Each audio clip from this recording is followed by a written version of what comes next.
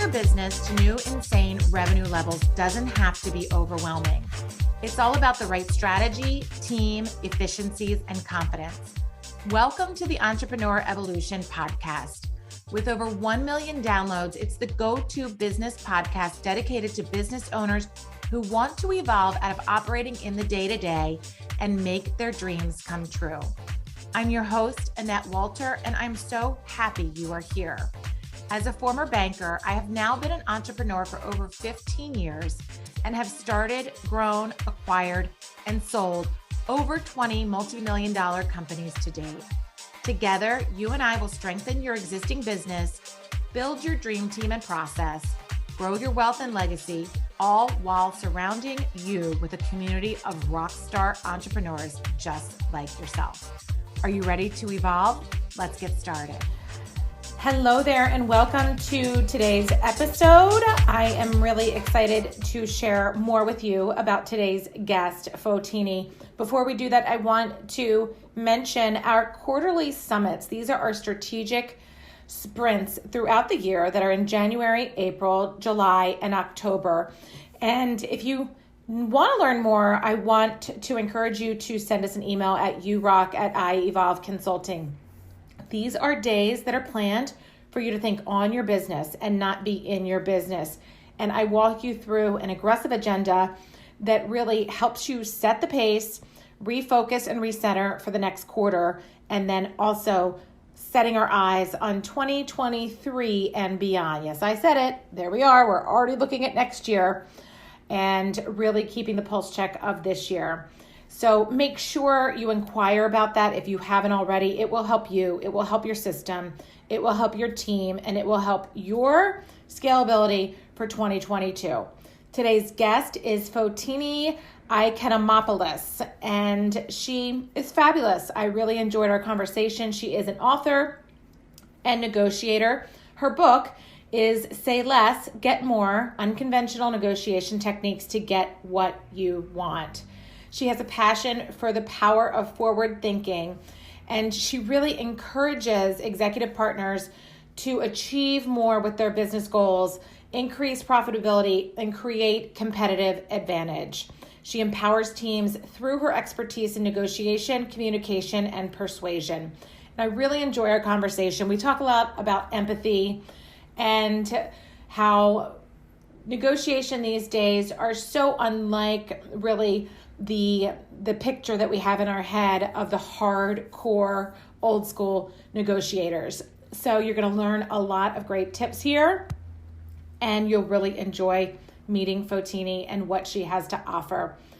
I hope you enjoy today's episode as much as I enjoyed being with Fotini, and thank you for being here. We are the reason you are here. And this is a community of rock star entrepreneurs. And it's because of you that we are growing, that we are impacting communities, and we are really making great things out there. So keep evolving, entrepreneur. I am so proud of you. Welcome, Fotini. Thank you for having me. So nice to be here. I am really glad you're here. Today's topic, negotiation and communications with Fotini Iconomopoulos.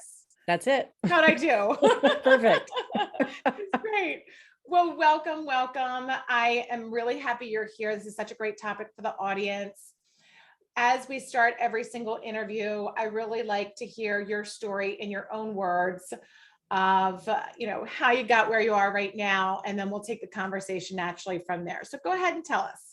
Well, I mean, the running joke in my family is that my dad nicknamed me the negotiator when I was a kid, because when you grow up in a strict, big fat Greek household, the way I did, if you've ever seen the movie, I know I'm dating myself, but that is how I grew up. So I negotiated my way out of the house, basically. I love it.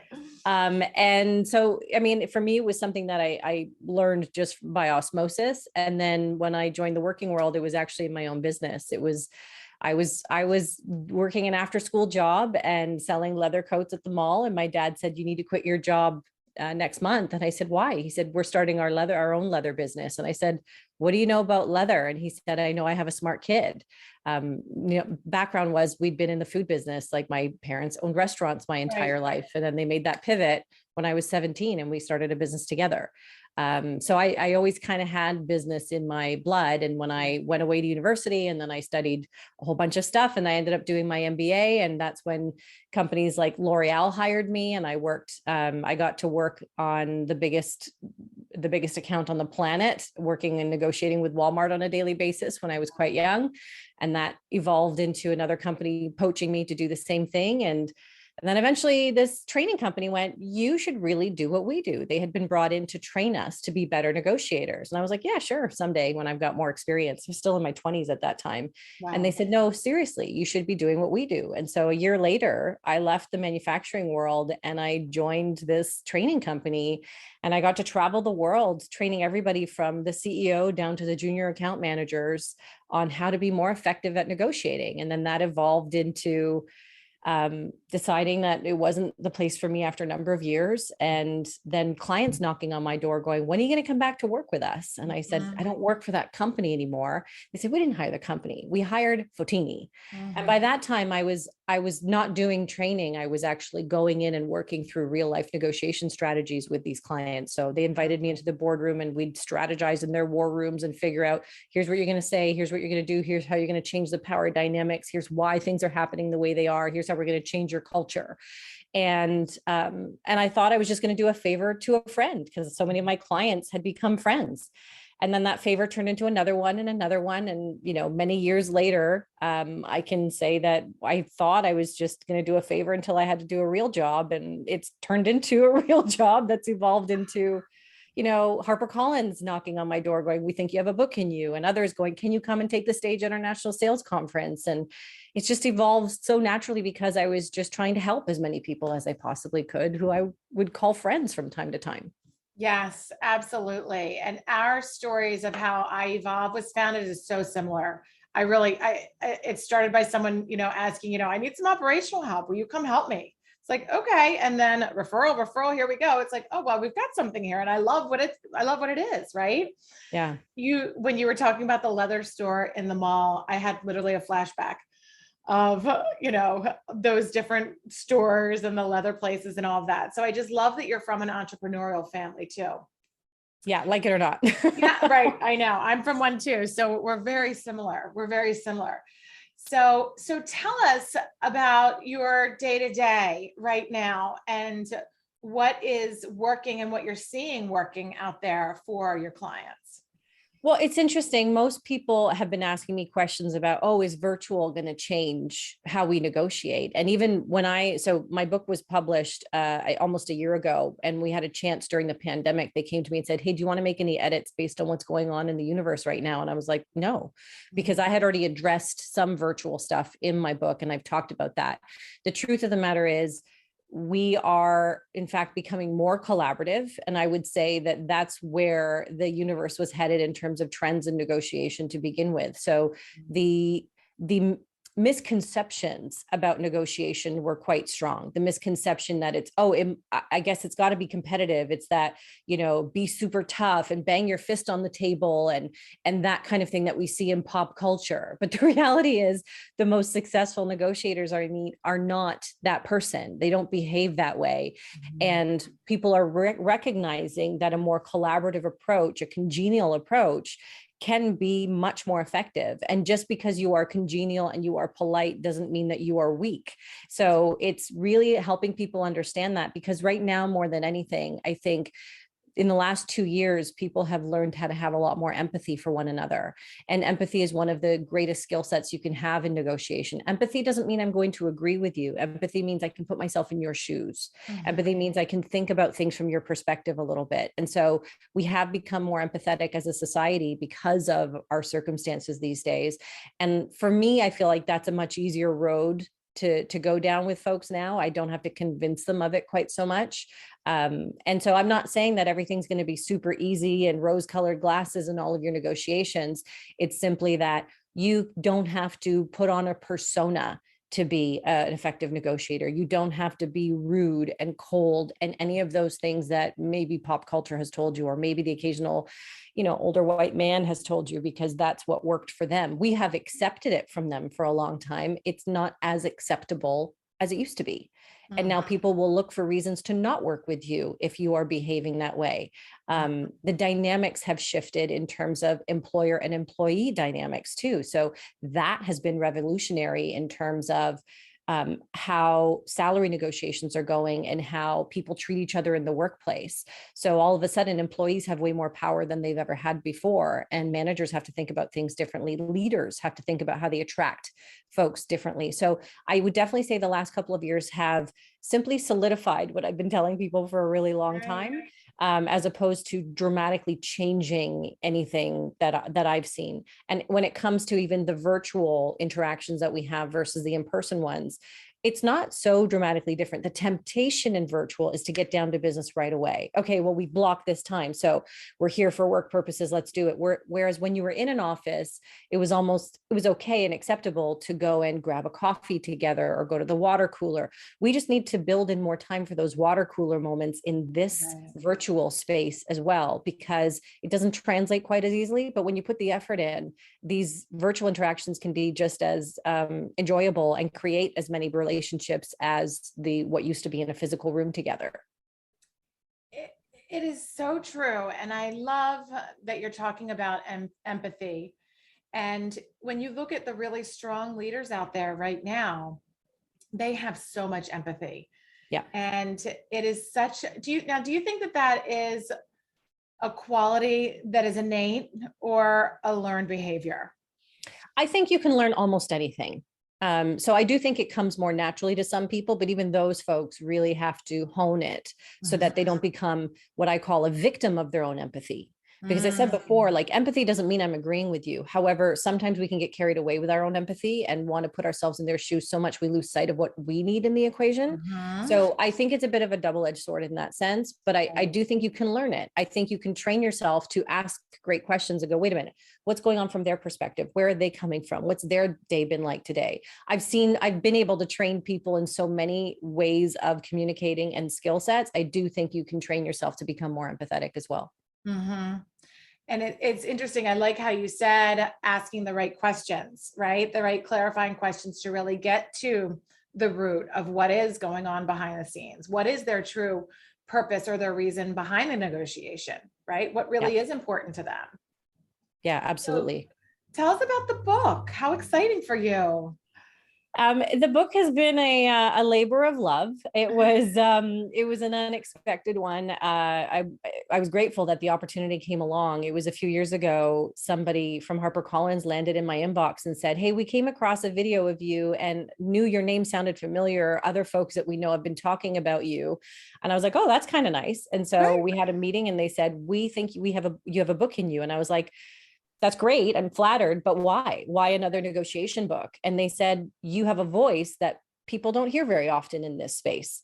And the reception has been so wonderful. And it is so many people who went, "Yeah, that other book about this from that dude didn't speak to me, or I didn't want to read it." And so what I've tried to do is just package up knowledge in a way that is easily consumable, in a way that doesn't feel so daunting, in a way that is easily laid out and hopefully easy to implement in day-to-day life. The book was written for everybody. I mean, we consider different titles, even from boardroom to bedroom, because it's not just those folks who go, "Oh, well, that's not me. I don't negotiate every day at my work." Well, the fact is you negotiate daily, whether it's at home with your children or your pets or your colleagues or your clients. Everybody negotiates somewhere. So I'm just trying to help make those conversations in all aspects of negotiation a little bit easier for folks. It's so true. And I think it scares people when we say, everything is negotiable, because people go automatically to that picture that you had kind of painted in your head, that hardcore person that needs to, kind of cause a scene to get what he or she wants. Right. Yeah. But where are we as humans missing the mark when it comes to negotiation? When do we need to be thinking about it when we really aren't? And I'm not talking about going in and asking for a hotel upgrade or something, right? Or that's just, is that an ask or is that a negotiation, right? I don't know. So where are we really missing the mark where we should be negotiating more in our life for what we really want? I know that's a hard question. I mean, I think there's room for improvement everywhere personally. Like, I mean, you mentioned even the hotel room upgrades. I mean, that's for me, that's one that my mind goes to immediately. Like, and I tell people stories like that. They go, "You do that?" I go, "Yeah, of course I do it. Why wouldn't I do it? What's the worst that can happen?" Right. But there's those moments too in everyday life. It's how can this interaction make my life better in some way? How can I modify this current scenario that I'm in to make life a little bit better? So it's those moments at work when someone asks you, "Hey, can I get your help with this?"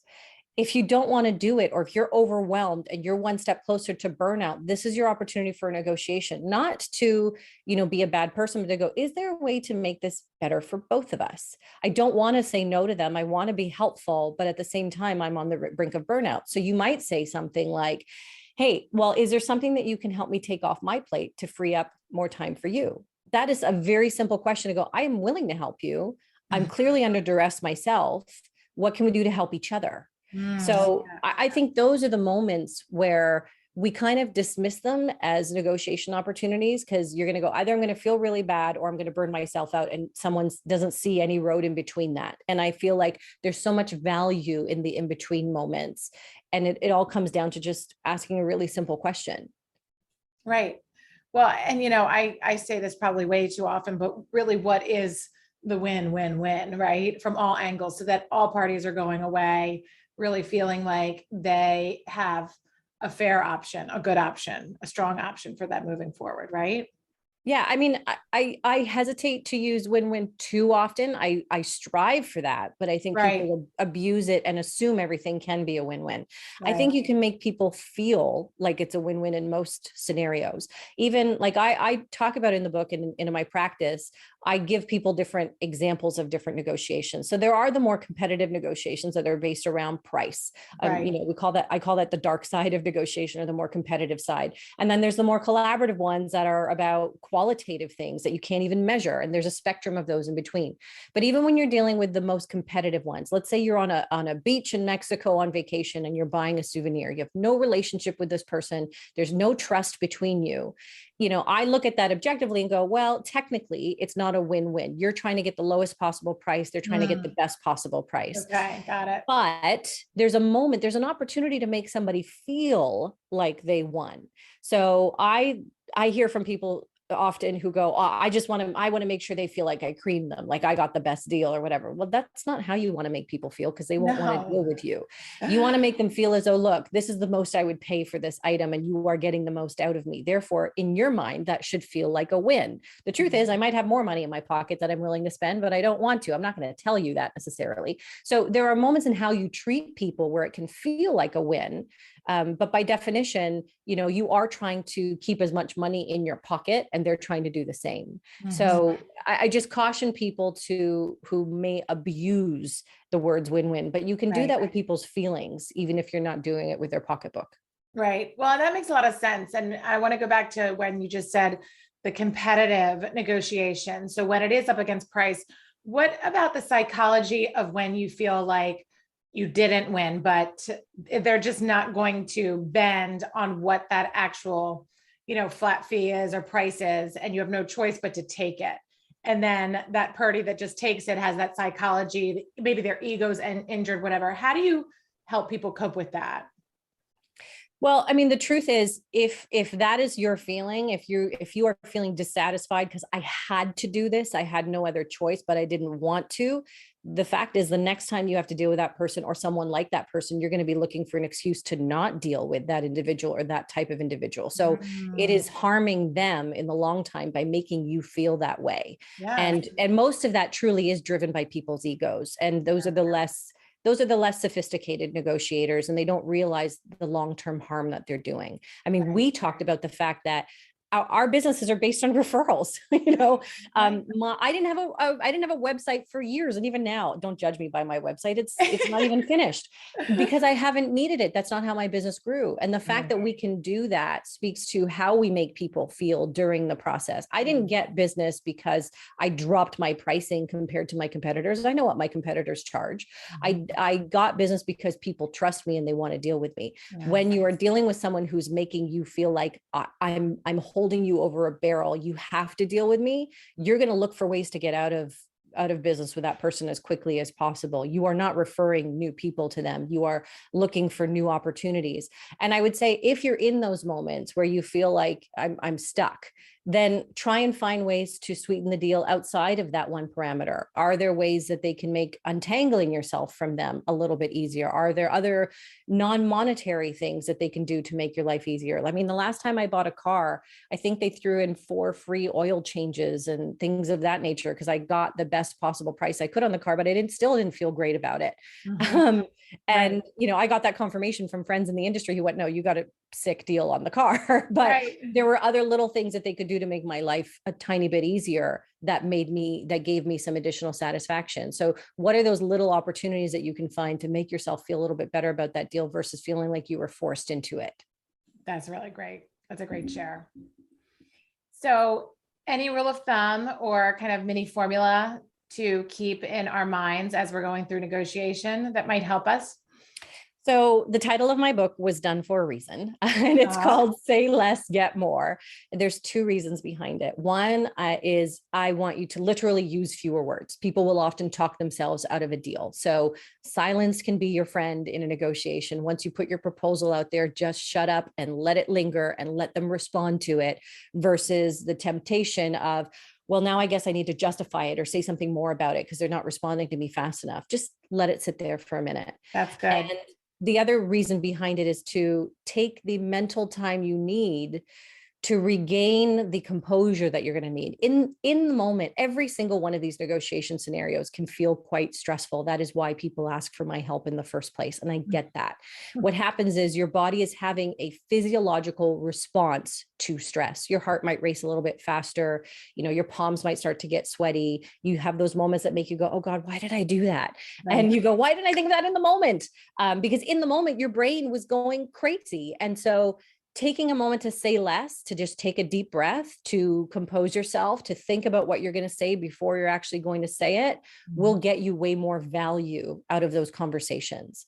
And if you think about it in its most primitive form, when we're negotiating with folks at home, if you have a spouse or a child, you are less guarded with the folks at home than you are with the folks in the workplace, right? We have a certain level of courtesy, the more distant people are from us.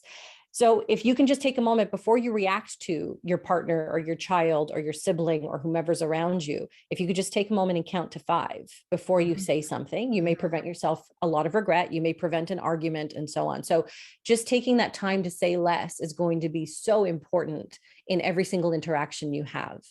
That's great. That's a really good tactic. I like that a lot. So what keeps you going? What keeps you fueled as a business owner? It's not the business. It's actually, I really get a high out of the intrinsic rewards of the notes that people send me, the success stories that I hear from folks. I've been doing this for a number of years on my own. I've been teaching MBA students for, I think, 5 or 6 years now. I've been helping individuals in addition to just companies. And I get a thrill every single time someone sends me a DM that says, hey, I negotiated my salary, or hey, I did this, or hey, I stood up for myself, or hey, I got payment from a client that's been such a challenge for a long time. And it's even gone as far as someone sending me notes, multiple people are now having sent me notes saying, I got out of an abusive relationship. And I mean, it brings tears to my eyes even thinking about it. But those are just a few of the stories that I've included even in the book, because I feel like if other people hear those stories, it's going to motivate them to go, if they can do that, I can do this little thing that's in front of me. I can handle this mini conversation, this not so life-changing one. Boy, are some of those small conversations life-changing after a while when you get a few of them under your belt. So for me, that is the greatest reward, when people tell me that they advocated for themselves and that they did something they didn't think they'd be able to do. That is what fuels me day in and day out. That's huge. It's so powerful. That's amazing. That's awesome. Yeah. So, do you have any words to live by, or a personal mantra that you kind of, repeat to yourself to snap yourself back into the game? I actually have a t-shirt that I found once in a grocery store that said, you've got this. Yeah. And I feel like that is what I constantly repeat to people. I had a friend last night who texted me from New York going, I'm speaking at this thing tomorrow. And English isn't my first language, and give me some tips. And what do I need to remember when I get out there so I don't get nervous? I'm like, remember that you've got this. Yeah, you know your right? content. Double thumbs up. You got this, right? Yeah. I mean, that for me that's the mantra I need when I'm about to go on stage. If I'm nervous about a new client, like they hired you for a reason. They came to you because you have a reputation. So clearly you've got this. I think that's the first and only thing that comes to mind for me.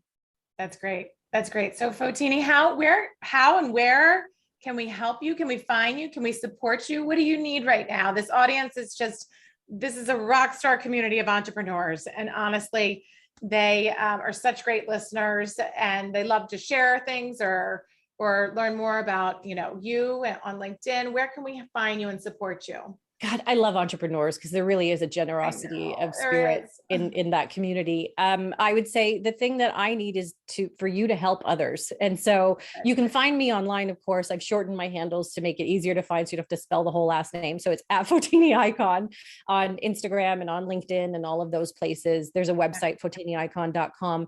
The book is available everywhere. It's Say Less, Get More. I love speaking to as many people as I possibly can. So if you know an audience who needs some help, let me know. If you can buy the book for a mentee and help them in some way. Those are the stories that I think are the best, when people tell me I bought the book for someone else. Like, I think that's so cool, because you are helping yourself, but you're also helping this other person. And when more than one person reads the book and they're having a conversation together, you have better conversations. Right. So help me by helping yourselves and helping others. And I think that is the greatest gift that you can give me. So good. So good. Do you think you have a second book in you? I don't know. I've been thinking about it. It took a year to write this one on evenings and weekends. God. So if I write another one, it'll be a shorter one. That's for sure. But I'm constantly writing notes to go, what's resounding with people? What are people responding to? And to go, what do I need to build on for the next one? Should there be another one? So maybe we'll see. Well, it's such a huge accomplishment. Your whole path and career and journey is just wonderful. Thank you for being here today and sharing that with us. It was wonderful. Thank you so much. Well, thank you for inviting me into your community. We'll talk to you soon. Yeah. Wow. What an episode. Did you learn something new? I hope so. I am so happy you were able to be here with us today. I'd love to hear from you. Leave me a review and I will be sure to read it and respond to you.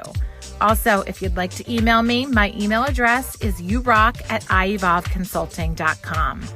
Hit subscribe, and every Tuesday you'll get notification when the next episode drops. We really have some amazing interviews and tips in the future. Anything you need, I'm here for you. I want you to keep your momentum. I want to help you stay accountable. I want you to stay inspired. I want you to evolve. So please let me know what you need, and I'd love to hear from you. Take care until next time.